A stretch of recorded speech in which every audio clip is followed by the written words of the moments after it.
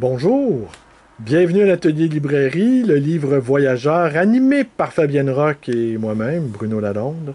Nous sommes à Montréal le 27 juillet 2022.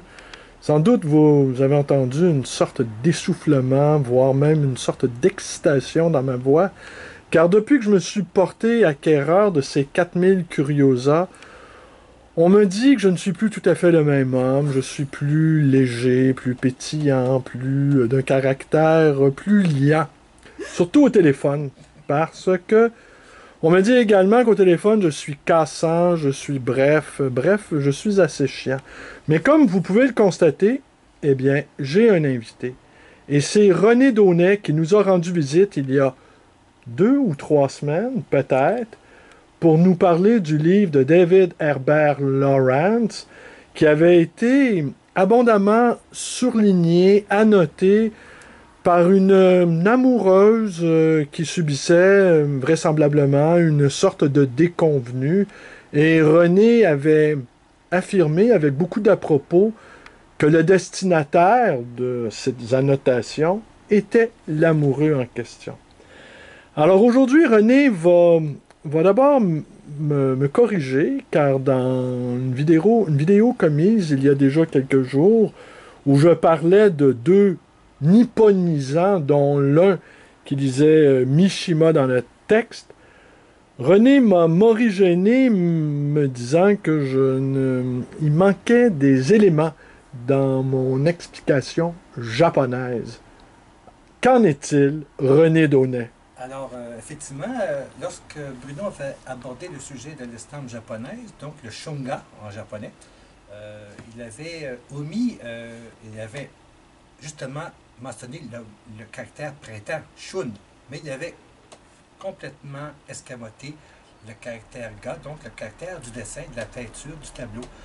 Donc, les shungas, ce sont donc des images du printemps. C'est une tradition assez particulière dans l'art japonais, c'est-à-dire il y avait toujours une tradition d'art érotique dans le Japon médiéval, avec par exemple les grands textes en fait des grandes courtisanes de l'époque. Mais à l'apparition de l'imprimerie, sur la gravure sur bois et les perfectionnements vers le 17e, 18e siècle, évidemment, il y a eu un éclat puis une floraison de clubs de poétrie, puis évidemment, des images en fait qui étaient dépendante en fait de ces poèmes de séduction. Et puis, donc ces chants de l'oreiller, par exemple, ces images dans lesquelles ont commencé, les Japonais, les artistes ont commencé à faire ce qu'on appelle une grande incursion en fait dans la libido en fait de leurs contemporains, dans lequel il y avait toutes sortes de représentations. Et puis, on a eu ce qu'on appelle des grands artistes comme Utamaro, Suncho, Okuzai, qui ont fait ce qu'on appelle des magnifiques séries d'albums illustrés japonais, avec des estampes d'une grande finesse, d'un grand raffinement et à l'occasion d'une grande perversion. Je pense que tout le monde a dans son esprit, par exemple, la fameuse estampe d'Okuzai dans laquelle une pieuvre prend d'assaut le sexe d'une femme, enfin, sous le support d'un rocher, une des estampes les plus sulfureuses, enfin, du grand maître Okuzai. Utamaro n'était pas en reste, c'était quelqu'un qui était fasciné par le thème de l'image de la geisha, et ceux qui en quelque sorte raffiné le prototype en fait de cette belle femme japonaise, en fait, tout élancé avec des gestes graciles. Personnellement, j'ai toujours été fasciné par l'estampe japonaise érotique. C'est d'ailleurs ça qui m'a amené paradoxalement vers la Chine, puisque quand j'étais adolescent, je ramassais certains livres, en fait, déjà sur l'estampe japonaise. J'étais comme fasciné par la puissance du trait, et puis évidemment toute cette beauté qui découlait de cette liberté, donc de ces images sur le plan graphique. Donc c'était des images qui étaient très libres, il n'y avait pas beaucoup de freins par rapport à ce que c'est qu'on représentait. Il y avait autant des images, bon, par exemple, classiques, mais aussi des images homosexuelles. Il y avait même des représentations très particulières d'occidentaux en train de copuler. Il y avait comme des cerfs, des grands ongles fourchus, des faces très grimaçantes. C'est donc des images qui étaient magnifiques. Et puis, je me suis donc amusé à faire ce qu'on appelle mon texte personnel, lequel c'était les calligraphies friponnes de l'amour nippon. Ce sont des textes, des calligrammes personnels que j'ai fait autour de l'estampe japonaise, dans lesquels je m'étais beaucoup amusé, par exemple, à escamoter, à effacer les corps, par exemple, des protagonistes, soit l'homme, soit la femme, afin de pouvoir intercaler mon texte personnel. Par exemple, on reconnaît, par exemple, ici, la silhouette d'une geisha. Donc, c'est comme ça ici. Encore ici, une silhouette d'une geisha, enfin, avec le kimono qui se découle en serpentin dans les pages. Autrefois, c'est l'homme, évidemment, qui est comme effacé, dans lequel le texte s'immisce, en fait, dans le corps de la femme, et puis tente de le pénétrer. Donc, par exemple, ici, je m'étais donc vraiment laissé aller, puis c'est un thème dans lequel j'ai mis beaucoup d'énergie pour bien intercaler les mots aux bonnes places. Par exemple, lorsqu'on se parle de mentule ou de pénis, enfin, je le glisse vraiment là où ça doit être. Les couilles, en fait, qui tintinabulent, c'est aussi à la bonne place avec des belles petites rondeurs. Alors, je m'étais donc beaucoup intéressé à l'art d'Arunobu. D'abord, je vais te faire un dessin aujourd'hui, dans lequel ce sont la dédicace que je fais à l'attention de Bruno et de Fabien. Ne remue pas trop, s'il te plaît. Ne remue pas trop. Donc, c'est un dessin un petit peu maladroit, mais fait en toute spontanéité. Et puis, je m'amuse d'ailleurs beaucoup à faire ce genre d'ex-libris dans mes livres personnels. Je suis vraiment... J'aime bien intercaler les noms, les dates, en fait, d'une façon un petit peu incongrue. Alors, dans le cas de cet ouvrage-là, personnellement, d'ailleurs, je dois dire que j'ai une toute petite collection d'estampes japonaises du 17e, 18e siècle. J'aimais ce genre de travail-là. Le fait d'ailleurs de voir les originaux, ça permet de voir tous les effets de gaufrage, les effets d'impression du bois sur le papier, des choses qu'on ne voit pas dans les reproductions. Alors, par exemple, un des premiers livres que j'avais eu dans ma collection de livres sur l'estampe japonaise, c'était les fleurs du Japon, donc bien nommé. Mais quand on voit ce genre de reproduction-là, on est toujours déçu. C'est-à-dire, à défaut de cacher, on voit des images toutes floues. Évidemment, on est vraiment malheureux, en fait, vraiment, de ne pas saisir vraiment la qualité donc, du travail graphique. Alors, je vais peut-être me permettre de vous glisser peut-être une petite lecture. Si juste avant, peux-tu nous parler de la justification du tirage? Alors, c'était un ouvrage que j'ai imprimé en sérigraphie, donc en plusieurs couleurs. Donc, ça dépendait évidemment du sujet. C'est inspiré par des estampes japonaises authentiques. Donc, quand, par exemple, c'est celle ici, c'est d'après une estampe d'Okuzai. Donc, si vous regardez peut-être dans sa collection d'estampes érotiques, vous avez vraiment bouge pas trop, je voudrais... bouge pas trop, René, s'il te plaît. Je voudrais que... pouvoir... voilà. C'est magnifique, René. Je te remercie beaucoup. N'est-ce pas, Fabienne? C'est magnifique. J'adore. À cette époque-là, je faisais beaucoup de livres d'artistes, d'ailleurs, sur le plan personnel. J'en ai fait un sur les sangsues, sur Fragonard, qui était aussi un de mes grands héros à l'époque. C'était un écorcheur. Je m'étais beaucoup amusé à faire... Et donc, tu as imprimé ça en 1994? Oui. J'avais commencé la première mouture des textes avant mon départ pour la Chine. Donc, avant 88, j'étais parti pour la Chine, mais j'avais déjà parti pour ce genre de fantaisie-là. Et puis, je m'étais donc réservé ce travail-là à mon retour de Chine en 90. J'ai décidé, de mon plein gré, de faire ce qu'on appelle l'édition d'une suite supplémentaire, un peu comme les livres d'estampes japonaises de l'époque.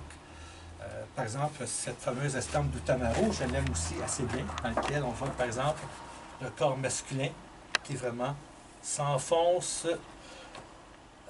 avec vigueur dans le corps féminin. J'avoue que ce sont des images, enfin, dans lesquelles j'ai mis beaucoup de cœur et d'âme, pour tenter de trouver des mots qui correspondaient vraiment au sujet. C'est une belle synthèse de l'introduction du texte.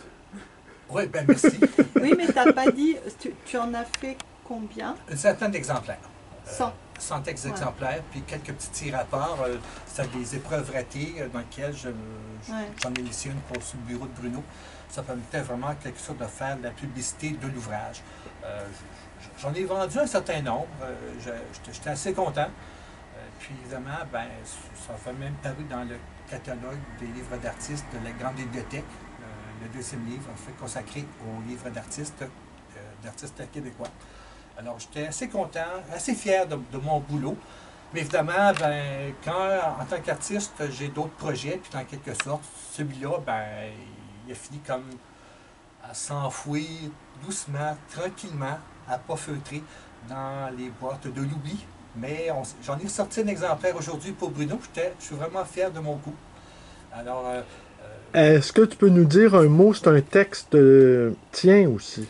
c'est le texte. C'est quoi au juste ton texte? Alors, d'abord, je parle de l'estampe japonaise, un petit peu de mes sentiments. Je parle un petit peu des artistes, mais c'est pas ce qu'on appelle un texte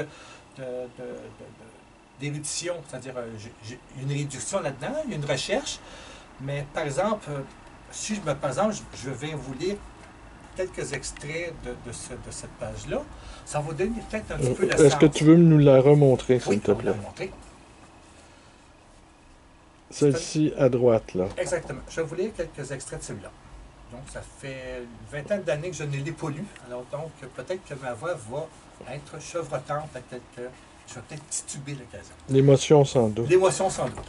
Donc, les fleurs des lèvres sur la tige virile se comparent au glissement des doigts sur les cordes d'un couteau, par les rythmes délicats du toucher qui harmonisent la réalité au fantasme qui se trame dans la mèche du pinceau. Le foisonnement des étreintes graphiques nippones répond en écho à l'imaginaire poétique des manuels de sexe de l'ancienne Chine, par ce goût pour les associations visuelles fantastiques. L'union sexuelle se transforme en un ballet malicieux qui met en vue la tension entre l'apparence des combinaisons copulatoires et la sensibilité qui émane des amants insatiables.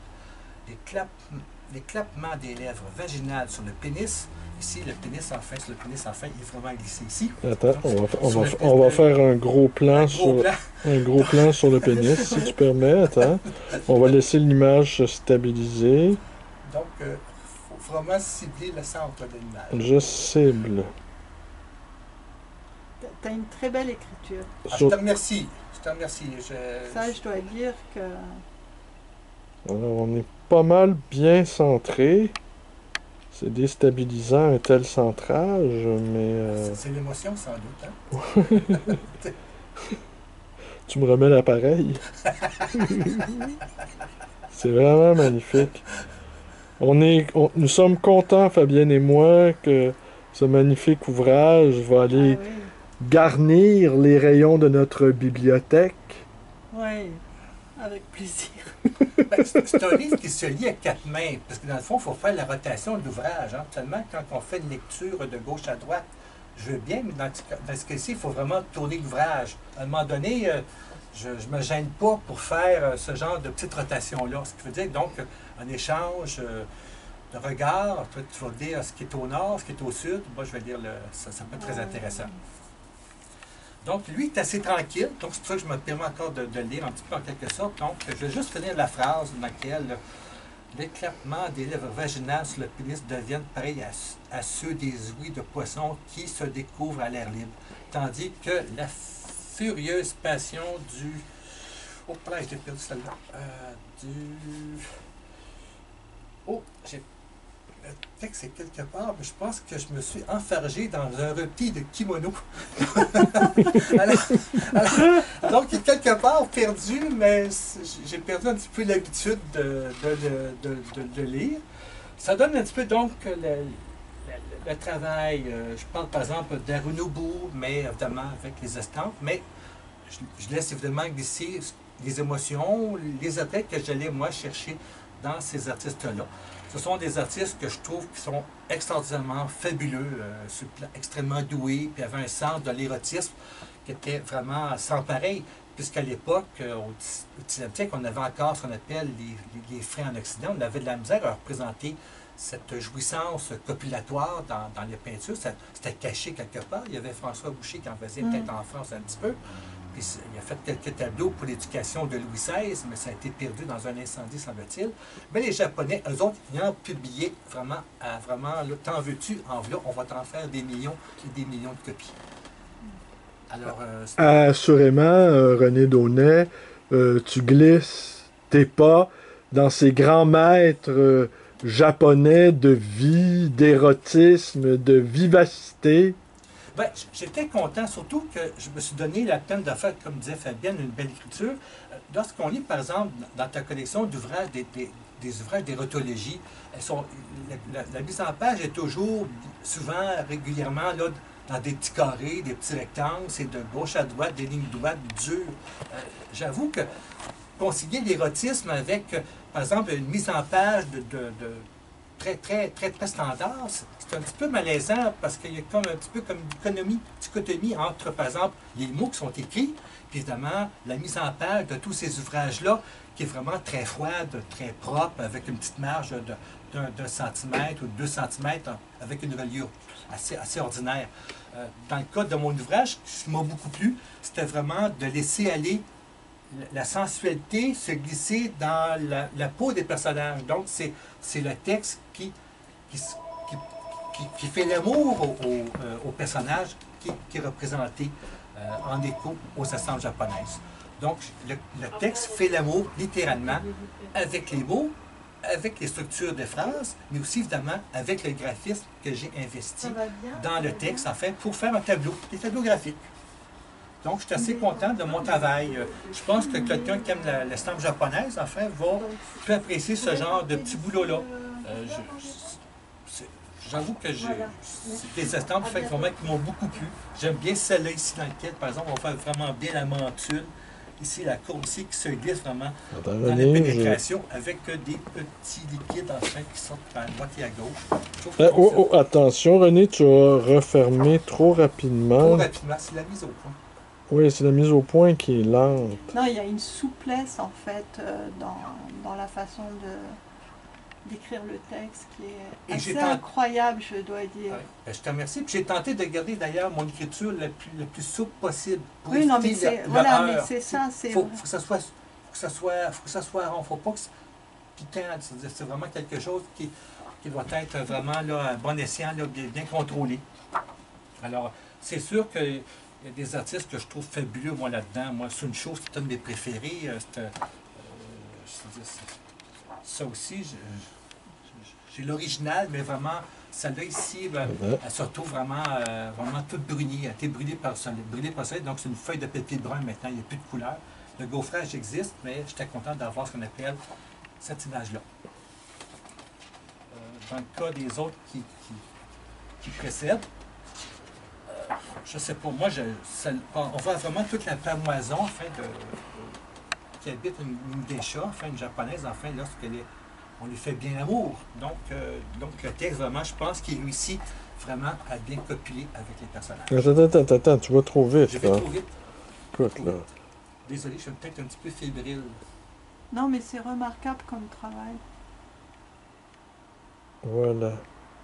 Ben écoute, René, merci René Daunet de nous avoir offert un aperçu de ton immense talent. Tu n'aurais pas dépareillé avec cette bibliothèque aux 4000 Curiosa. Et je suis ravi de voir que tu t'impatronises dans mes vidéos sur cette nouvelle lancée où Eros a enfin la large part et qu'enfin il cède sa place à... plutôt qu'il prenne enfin la place de Thanatos. Alors, merci René et je vous dis à demain. Merci beaucoup.